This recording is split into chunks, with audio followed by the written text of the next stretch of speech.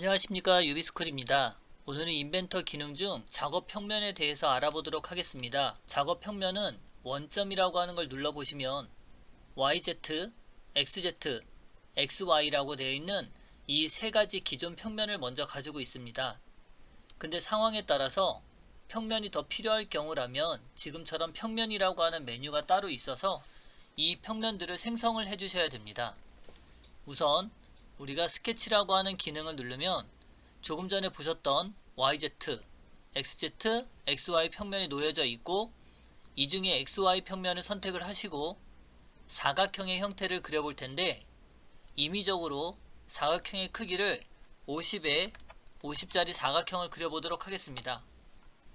스케치 마무리, 돌출이라고 하는 기능을 눌러서 50이 되는 만큼 크기를 설정한 후 블럭의 형태를 취하게 되면 지금처럼 이렇게 사각형 블럭이 생성되는 걸 확인할 수 있습니다.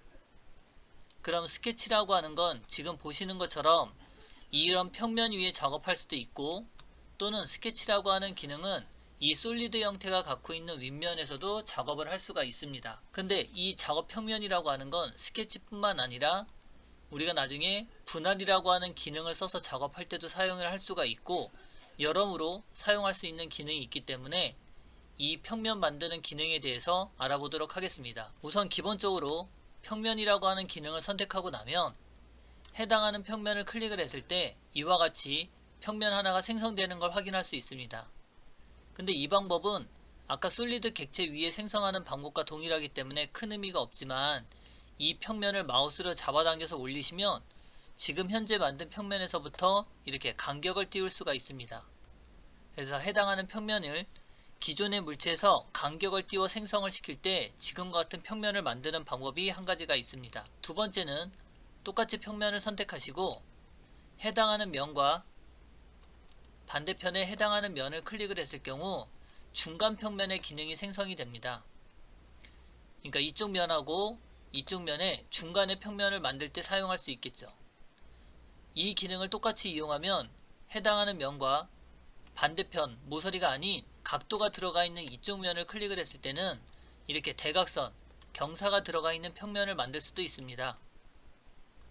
이제 또 다른 평면을 만들고자 했을 때는 윗면을 선택하고 여기 모서리를 찍게 되면 기울기가 들어가 있는 이런 평면을 생성할 수도 있습니다. 모든 평면의 형상이 면에만 작성을 하는 것이 아니라 경사가 들어가 있는 면에 제품의 형상을 만들 수도 있기 때문에 이와 같이 이제 각도를 30도라고 주어지게 되면 경사가 들어가 있는 각도의 기울기 면을 생성할 수도 있습니다. 자, 이번에는 이 평면이라고 하는 기능을 눌렀을 때 해당하는 점, 또 해당하는 점을 눌렀을 때 이와 같이 점을 통과하는 형상을 또 만들 수 있습니다. 우리가 이러한 기능을 이용해서 모델링하는 방법을 선택한다면 효율적으로 작업할 수 있는 기능들이 생성하게 되죠. 자, 사각형의 형태로 작업할 수 있는 기능은 여기까지 하고 마무리하겠습니다. 자, 이번에는 원형에 해당하는 작업 평면 만드는 기능을 해보도록 하겠습니다. 스케치는 XY 평면을 선택하시고 동그라미 원을 그린 다음에 원의 지름이 50짜리 원을 형성을 하도록 하겠습니다. 스케치 마무리, 돌출이라고 하는 기능을 눌러서 이 높이는 100으로 설정을 하고 지금같이 형상이 만들어지고 나면 이 작업 평면이라고 하는 기능을 생성을 하도록 하겠습니다. 우선 평평한 면에는 스케치라고 하는 작업을 할 수 있지만 이렇게 원형으로 되어 있는 면에서는 스케치라고 하는 기능을 작업할 수 없습니다. 그렇기 때문에 이 평면이라고 하는 기능을 이용해 이 윗면을 선택할 수 있다면 해당하는 기존 평면에서 XZ 평면에서 쉽게 생각해서 이렇게 잡아당겨서 원의 형태가 지름이 50이니 반지름 25만큼 위로 띄우면 이와 같이 해당하는 형상을 만들 수 있는 기능은 있습니다. 근데 이것보다는 얘는 딜리트, 삭제를 하고요. 평면이라고 하는 기능 중에 XZ 평면을 선택하고 해당하는 만들려고 하는 윗면을 마우스로 클릭하면 해당하는 윗면의 형상을 만들 수 있습니다. 자, 또 한 가지는 여기 위에 보시면 축이라고 하는 기능이 하나 있는데 이 해당하는 원기둥을 누르시게 되면 지금 이와 같이 축선을 하나 만들 수 있습니다. 평면이라고 하는 기능 중 XZ 평면을 똑같이 선택하고 이번에는 축을 선택하게 됩니다. 축을 선택하게 되면 이 축 방향을 기준으로 이렇게 경사가 들어가 있는 작업 평면을 만들 수 있게 되죠.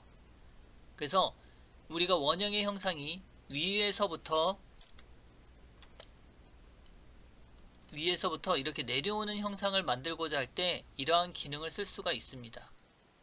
그래서 원형의 객체는 지금과 같이 이런 방법을 사용한다면 우리가 원형의 객체의 작업 평면을 또 만들 수 있습니다. 마지막 기능이라고 하는 작업 평면은 스케치에서 여기 XZ 평면을 선택하고 XZ 평면을 선택해서 임의의 선을 하나 그어 보도록 하겠습니다.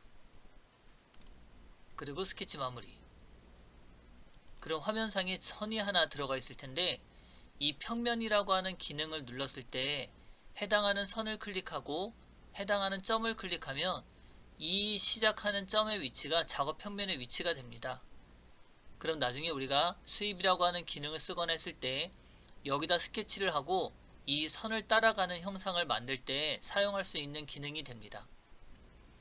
자, 또 평면을 하나 선택하고 해당하는 선을 클릭한 후에 이 원점이 되는 곳을 클릭하게 되면 같은 방법으로 형상을 만들 수 있지만 이 선의 끝점이 아닌 내가 원하는 곳을 원점으로 선택했을 때 이와 같이 형상을 만들 수도 있습니다.